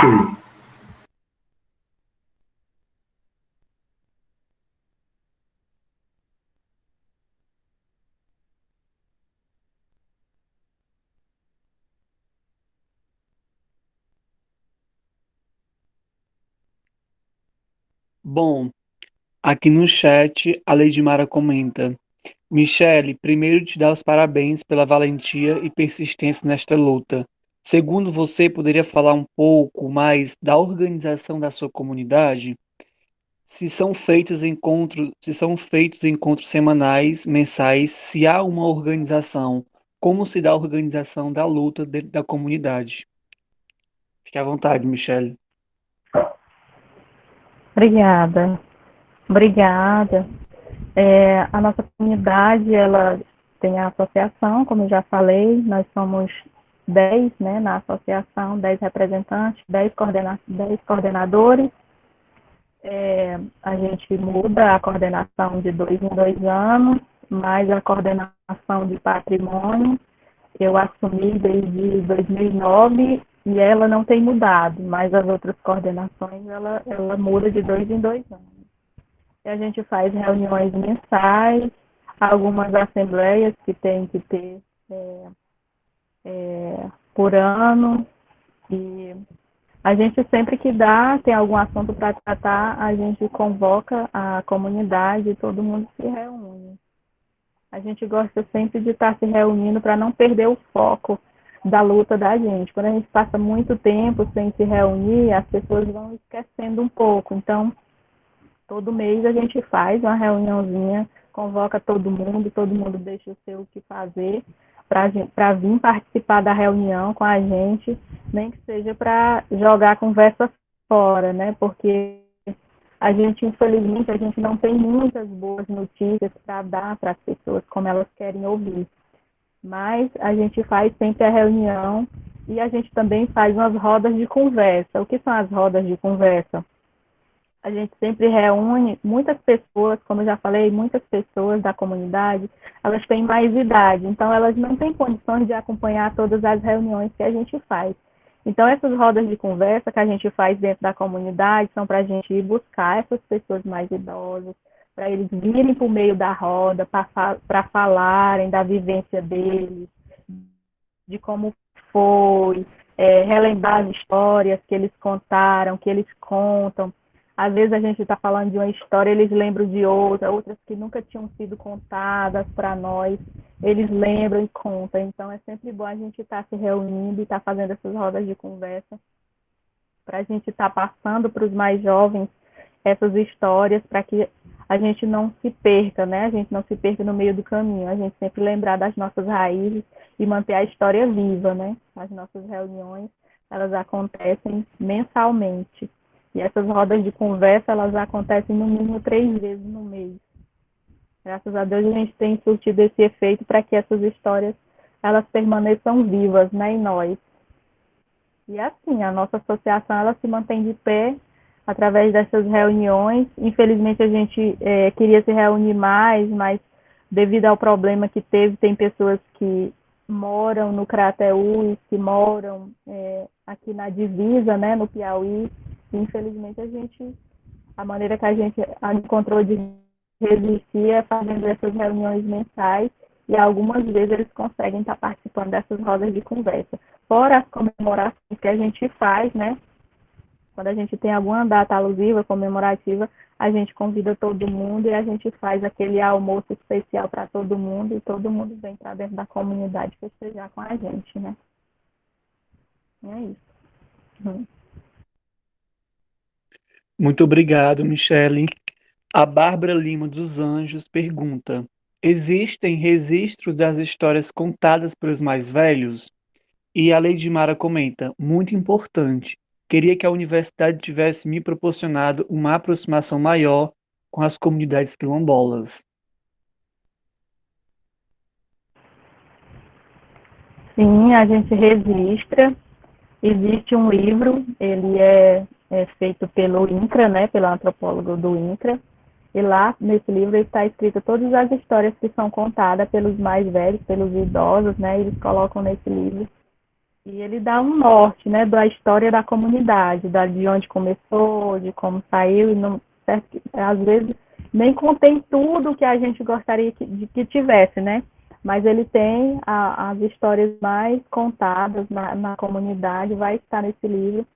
E a gente tem esse livro, e as histórias que não estão nele, a gente tenta documentar de alguma forma. Eu acho que vocês viram, não sei se foi colocado para vocês, um vídeo que a gente fez. A gente sempre está tentando fazer e mostrar, né, as histórias da nossa comunidade. Tem alguns vídeos que foram feitos, a gente colocou na internet para que as pessoas tenham mais conhecimento sobre a comunidade. De todas as maneiras, a gente tenta manter viva, né, essa identidade da gente, contando mesmo as histórias, seja escrevendo, seja filmando, né, as famílias contando as histórias, para que a gente não perca o foco da nossa história.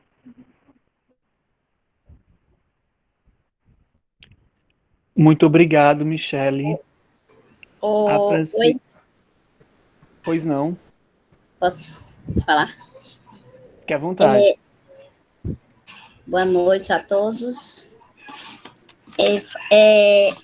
A Michelle colocou aí a questão dos quilombolas de Queimada, e aí eu bem me relembro quando iniciou, que eu saí daqui com o pessoal da Emater para participar de um encontro Vozes Quilombolas em 2003, lá em Recife.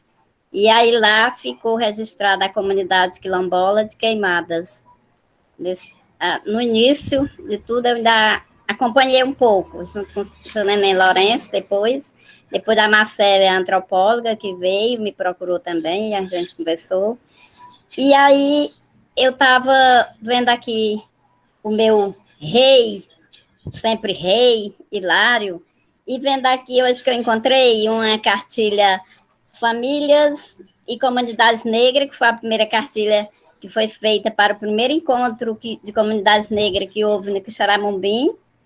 Isso em 96, o encontro, né? 96, 97, o encontro. E encontrei também uns jornais raízes do Imopec.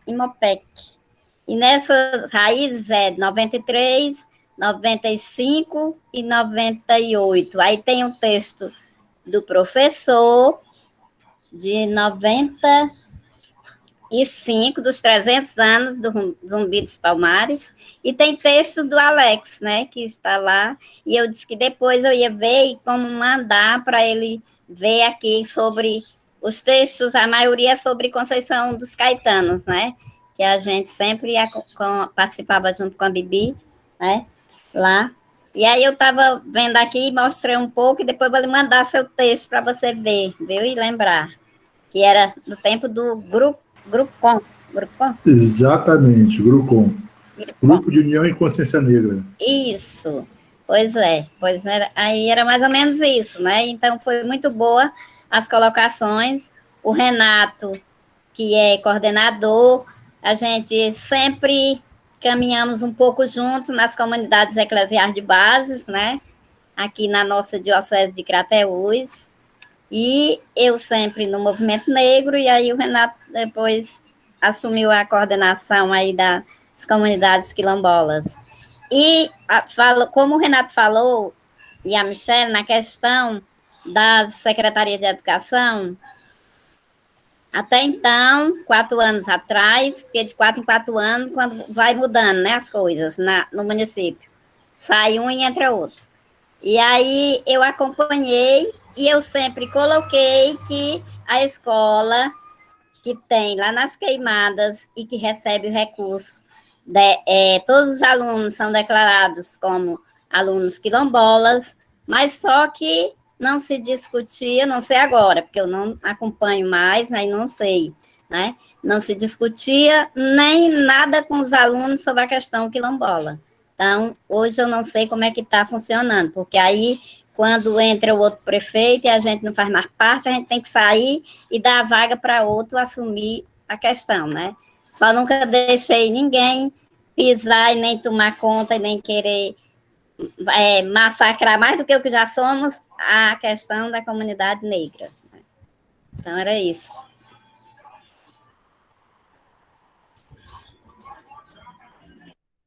Obrigada. Quer falar, professor? Sim, eu queria fazer uma pequena, Não. uma pequena questão, né, que, de certa forma, pode ser uma questão provocativa, no sentido de combater o racismo, entende? E aí eu vou provocar aqui uma reflexão, porque quando a gente desenvolve um estudo, né, mais profundo da forma como o racismo ele atua na sociedade, né, ele atua de uma forma quase absoluta, com o objetivo de nos atingir também de uma forma geral, né? E aí eu fico muito preocupado. Eu estou no movimento negro desde o século passado, né? Desde 84 no Grucom, e aí a gente vai adquirindo uma certa experiência e vivência nessa luta, inicialmente como militante, depois como estudante de ciências sociais, depois como professor, depois como pesquisador, né? Mas sempre como militante.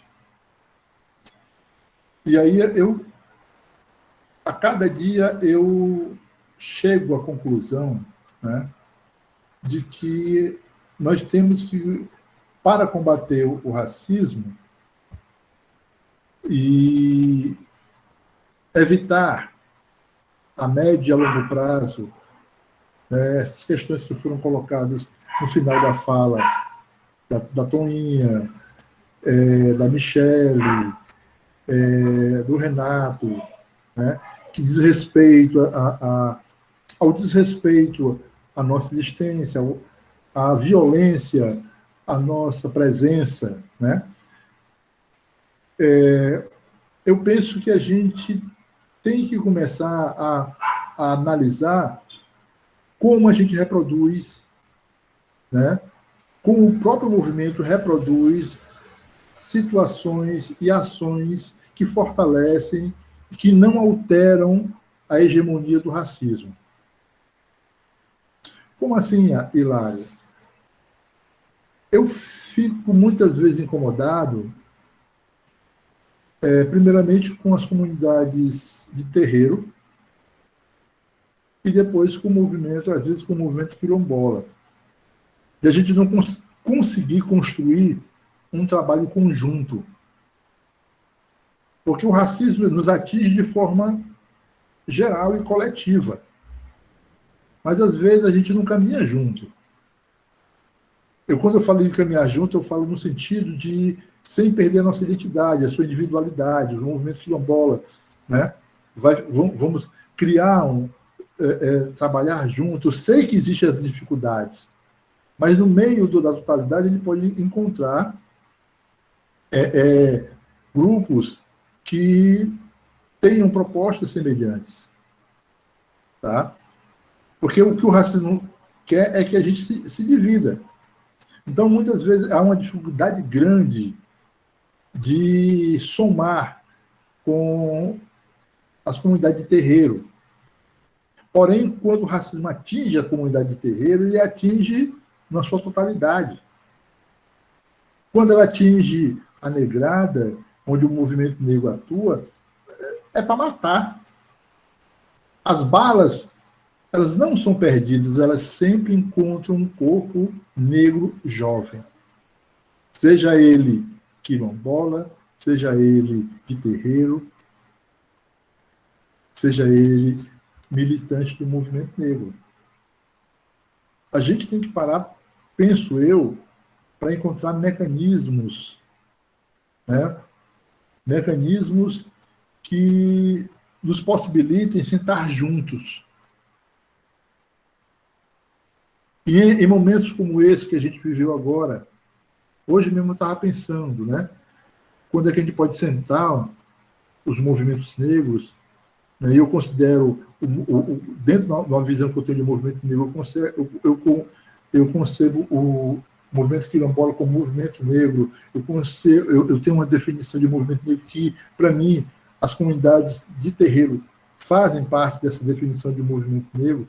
Então, a gente sentar para ter propostas e começar a pensar em colocar pessoas nossas comprometidas para se, né, concorrer a algum cargo. A gente tem que ocupar os espaços. A gente tem que preparar pessoas dentro dos terreiros, dentro dos quilombos, dentro do movimento negro, para se formar e estar dentro da universidade sendo professor, produzindo conhecimento. A gente tem que preparar pessoas para estar dentro do sistema. E às vezes a gente não consegue fazer isso. E quando a gente não consegue fazer isso, não consegue perceber o que é que nos une, porque a gente fica muito ligado ao que nos separa, a gente está fazendo o jogo do sistema do racismo estrutural, que está no nosso meio. Quando a gente não se preocupa em fortalecer o nosso conhecimento sobre a nossa história, a gente está fazendo o jogo do racismo estrutural.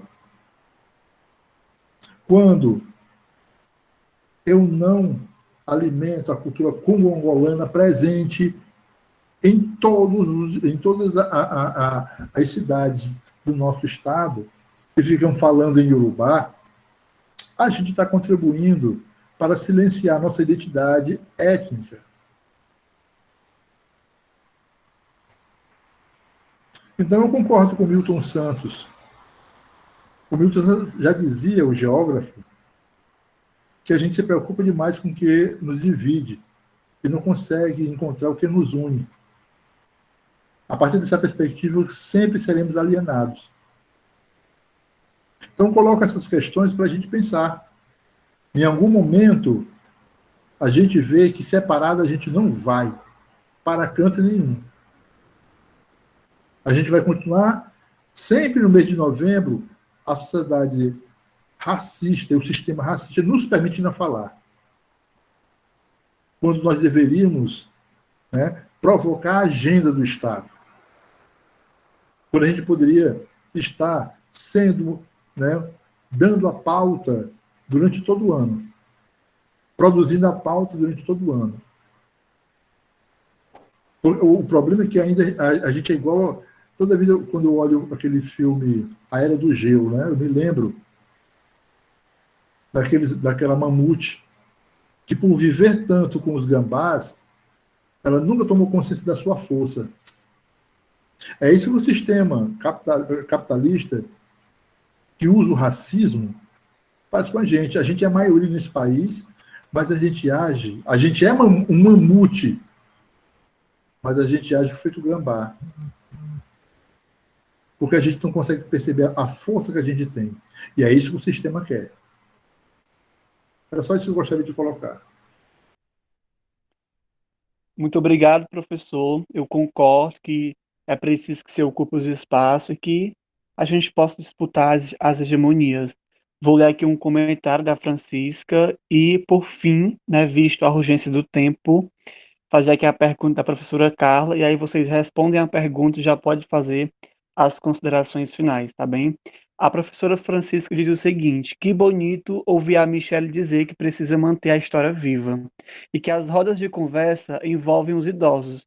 Conheço de perto a resistência desse povo e destaco que é preciso lutar, resistir mesmo.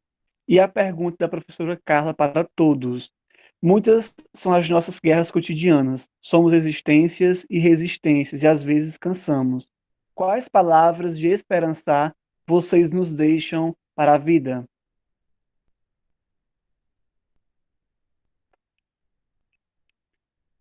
Pode iniciar, professor Hilário, posteriormente a Michele e o Renato Baiano conclui, se possível.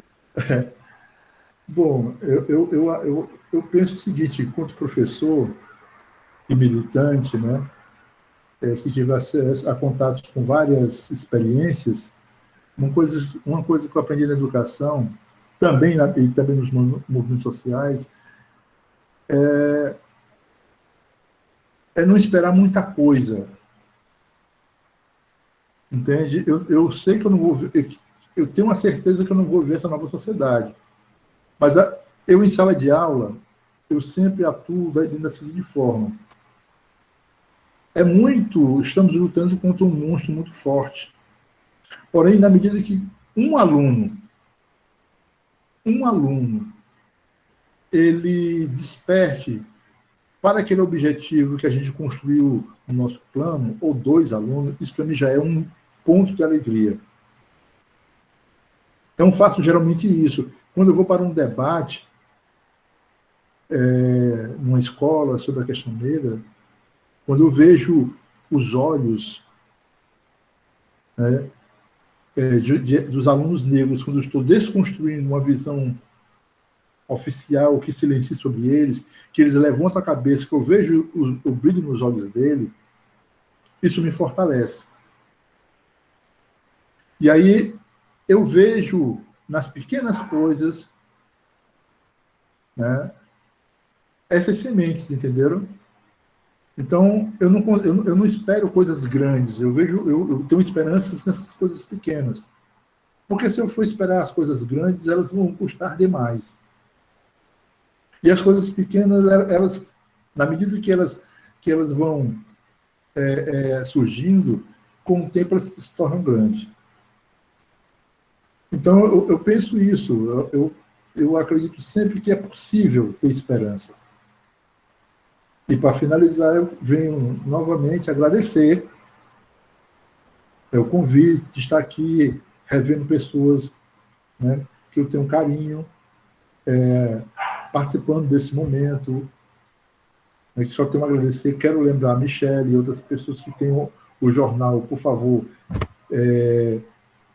se puderem mandar, né, o pessoal tem meu contato, Michelle, né, e outras pessoas que puderem mandar, a gente criar né, um momento depois de diálogo, de troca de textos, tá? Então, um abraço para todas e todas e obrigado à coordenação, à instituição, né, por me convidar para estar aqui. Grande abraço.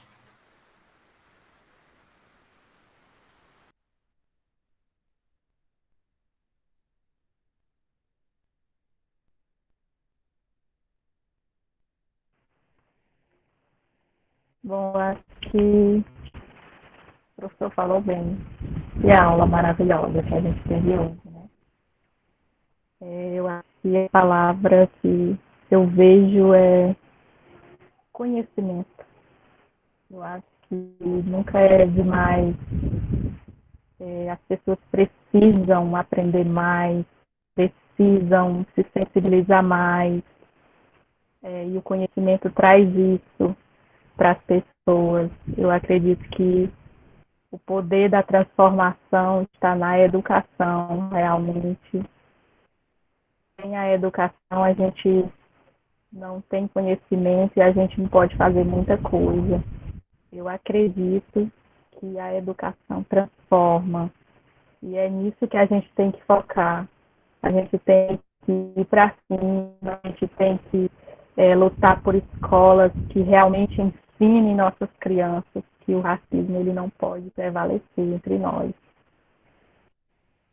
E essas comunidades que hoje têm essas escolas, como a Toninha falou, aqui na nossa escola, infelizmente, continua do mesmo jeito, Toninha, e a gente não tem nenhum avanço contra isso, a gente não consegue entrar na escola para reivindicar ou fazer qualquer outro questionamento. A questão dos municípios também, isso contribui muito, eles têm o apoio do município para estar fazendo isso, então a gente ainda acredita na proposta que a gente colocou lá no estadual, como o Renato falou, a gente acredita na escola, que o Estado possa tomar de conta e que a gente possa estar fazendo a diferença dentro das escolas.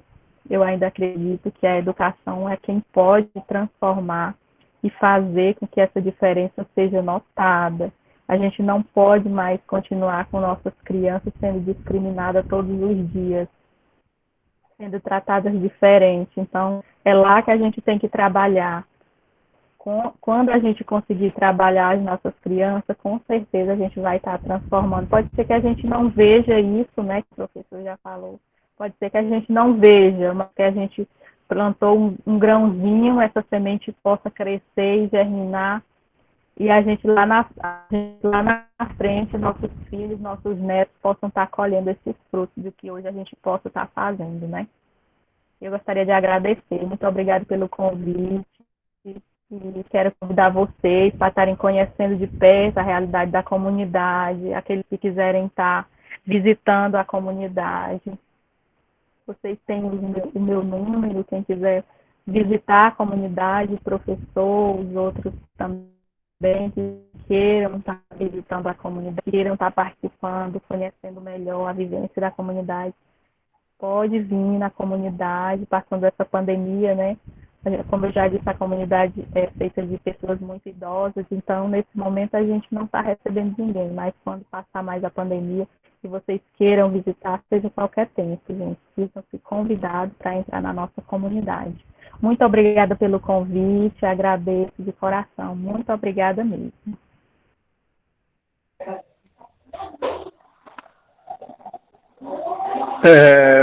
Eu queria dizer o seguinte, eu acho que nós temos que construir através de pequenas ações, como o professor Hilário falou. Acho que a gente não pode esperar muitas coisas grandes, porque a situação não nos permite, não nos dá condições de fazer grandes coisas. Mas nós temos que construir com pequenas ações, né? Com pequenos gestos, né? Construir o nosso projeto, o nosso futuro, construir a nossa história, né? Porque nós precisamos fazer que os nossos acreditem em nós. Precisamos que os nossos falem por nós. Chega dos outros falar por a gente.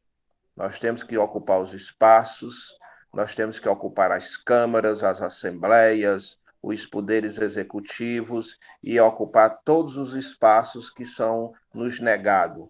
Na medida que a gente deixa que os outros falem por nós, nós continuaremos a ter os nossos direitos, a nossa história, tudo negado. Então, nós precisamos começar a fortalecer as nossas comunidades, fortalecer as nossas instituições, fazer esse trabalho de articulação entre indígenas, quilombolas, pescadores, povos de terreiros, movimento negro. Nós temos que se unir aos nossos, né? Os nossos inimigos são os outros que nos perseguem, que nos massacram, que negam a nossa história, que negam a nossa identidade. Então, nós temos que se unir aos nossos para falar por nós, né? Com essas pequenas ações, eu acredito que a gente tem condições de trabalhar e desenvolver ações e vencer essas coisas que hoje dificultam a nossa sobrevivência, dificultam o nosso caminhar. Então, vamos fazer pequenas ações, né? E vamos ocupar os espaços através da educação, através de todas as ações que nós temos que fazer. Porque se a gente ficar desunido, cada qual no seu, as coisas dificultam. A gente tem que marchar unidos, tem que marchar fortes, para que a gente cada vez mais esteja fortalecido, cada vez mais esteja mais forte, esteja mais juntos, para que a gente possa vencer a todos os obstáculos e todos os desafios que são postos à nossa frente, mas que são totalmente possíveis de ser superados. Basta que a gente se una, que a gente se organize, que a gente se fortaleça. E o mais, agradecer a coordenação, agradecer a todos que me proporcionaram esse conhecimento, aprendi muito, né? E rever pessoas amigas, né?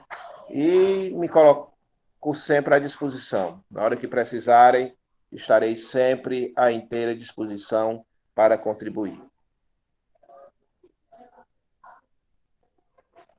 Muito obrigado, Renato. Muito obrigado, Hilário. Muito obrigado, Michele.